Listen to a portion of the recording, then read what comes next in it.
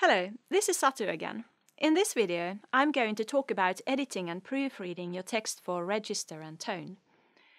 Register means the level of language use, formal or informal, for example. Choosing the right register means choosing the right words and phrases, the right grammar, the right way of spelling, and the right punctuation for the writing situation you're in. You don't write an email to your friend in the same way you write an email to your professor. And emailing is very different from how you write a job application or an academic essay. It's very similar to how you change the way you speak when you talk to your grandmother as opposed to when you talk to your friends. There are things you just wouldn't say and words you wouldn't use in front of your grandmother. And if you use the grandmother talk in front of your friends, they'll probably think you're mad. Another good analogy is how we dress. I'm dressed for my part as a course instructor, but if I were to stand here in pyjamas, you'd have a hard time taking anything that I say very seriously. Tone means your attitude to the topic or the audience that's noticeable in the text. If you're passionate about your topic, then your tone of writing may be subjective and you may sound excited. And if you're not very knowledgeable about your topic, then the tone of writing may be hesitant and the target audience may find it hard to be persuaded by what you say. When you edit and proofread your essay for register and tone, you need to consider your text in relation to a few basic questions. Firstly, why are you writing this text? What is your purpose? Secondly, who are you writing your text to? Who is your target reader? And finally, what kind of text are you writing? What is the genre?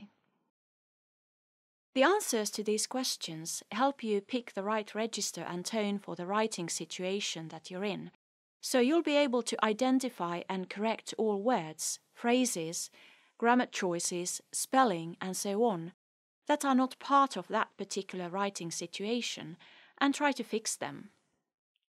So, what kind of writing situation are you in when you write an academic essay? Well, you should always aim at formal register and a tone of writing that's clear, confident, and carries an undertone of respect. You want your target reader to get the feeling that you know your topic well and that you can argue for your own particular point of view on the basis of facts without any attempt to ridicule or look down on those who may not agree with you. The tone of writing should also be objective, which means that you should avoid using biased language and generalizations, and you shouldn't bring in your own personal preconceptions or opinions about the topic. Whilst I was talking, you may have wondered what types of concrete things you should watch out for when you edit and proofread your essay for register and tone. Unfortunately, there's no simple formula that you can follow, in the same way as you probably wouldn't be able to list all the things that you wouldn't say in front of your grandmother and then just follow that list. In many cases, you would just know what is all right and what is not. The things that I'll talk about in the rest of this video can hopefully serve as a kind of checklist that you can follow when you edit and proofread your essay and try to improve its quality. The first thing you need to watch out for is the use of non-standard words and expressions. This means using spoken language forms like granny instead of grandmother and sat-nav instead of satellite navigator. This also means avoiding all dialectal or sociolectal forms, which means words and expressions that are only used in some parts of the country or by some specific social group. You obviously can't use any slang or swear words in your essay, as these are not part of formal academic register. Although most of what I've just said may seem pretty obvious to you, it is a widely known fact that many non-native speakers and writers have problems identifying what register certain words and expressions belong to. Because they are non-native speakers and writers, they can't rely on their intuitions in the same way as most native speakers can. If you're at all hesitant whether something is formal enough to be used in an academic essay, You'll need to consult a good dictionary, as dictionaries often have comments about register too.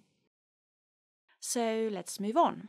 In addition to non-standard words and expressions, you also need to watch out for non-standard grammar.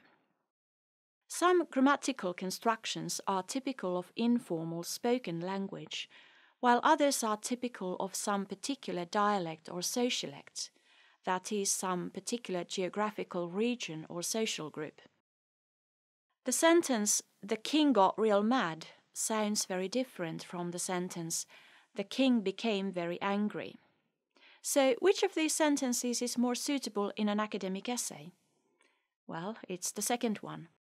The first sentence contains the verb get, which tends to be very informal, and the use of an adjective form real instead of an adverb really, or better yet, very.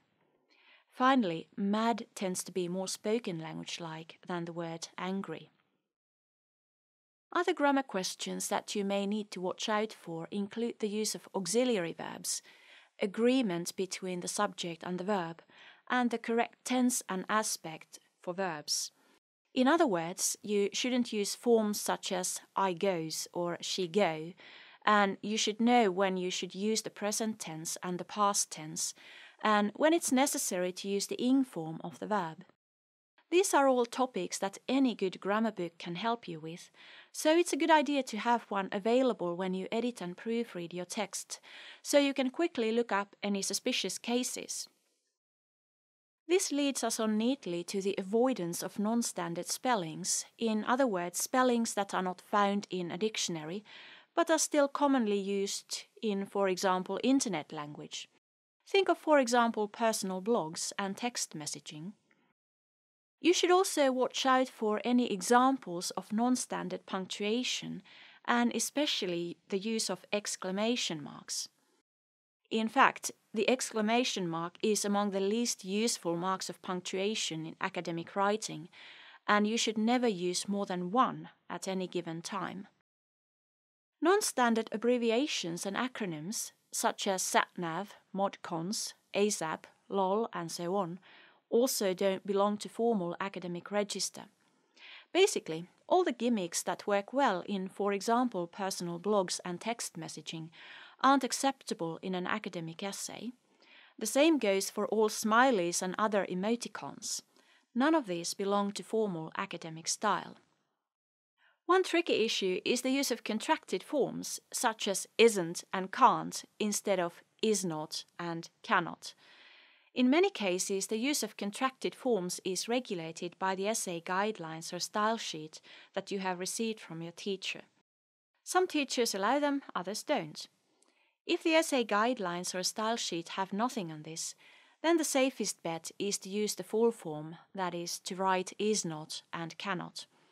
And if you use the contracted forms, then you of course need to make sure that you use them correctly and don't write your when you should be writing your.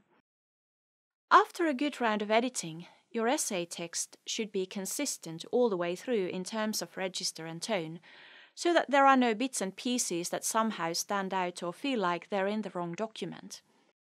It's like in a job interview.